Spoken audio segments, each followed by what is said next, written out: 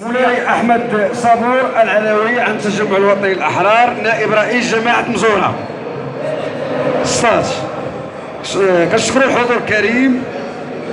النقطة اللي كانوا الإخوان وهو حنا باقي ما عرفناش وصلنا حنا واش في هذا الحزب، عدم تواصل. هذا الحزب أما قرد الصاد مسدود، ما كاينش معاه من نهضروا. حنا بغينا نعرفوا هادشي اللي بغينا نعرفوا، واش حنا هذا الحزب ناضلنا عليه عطينا ما ياخذ 600 صوت وغياب التواصل التام، غياب التواصل التام. ما كاين صداع تما المقر مسدود.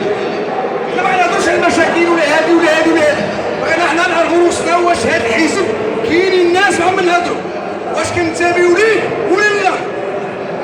راه ماشي معقول باش يكون تواصل مع الناس، ماشي اعضاء ماشي متحزبه، وحنا اللي ناضلنا في حزب وعندنا ناس وكناكلوا في العصا.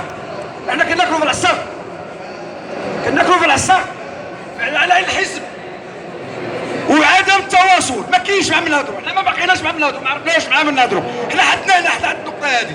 المقر ديال الصاد راه مسدود، مسدود كيما سدوا علينا في الحمله الانتخابيه. مشينا خدنا من جهودنا، الاوراق ما خديناهمش، وزادوا دابا عدم التواصل. والناس اللي كتمشي اللي هي عندها تواصل ناس خارجه على السير، ما كيسيروش. حنا ما عرفناش هذا الشيء. الحزب عنده تواصل مع ناس خارج الحزب، عندها عنوان اخرى عندها معها تواصل، والناس الاحرار اللي حنا مهمشين، حنا ما عندناش تواصل.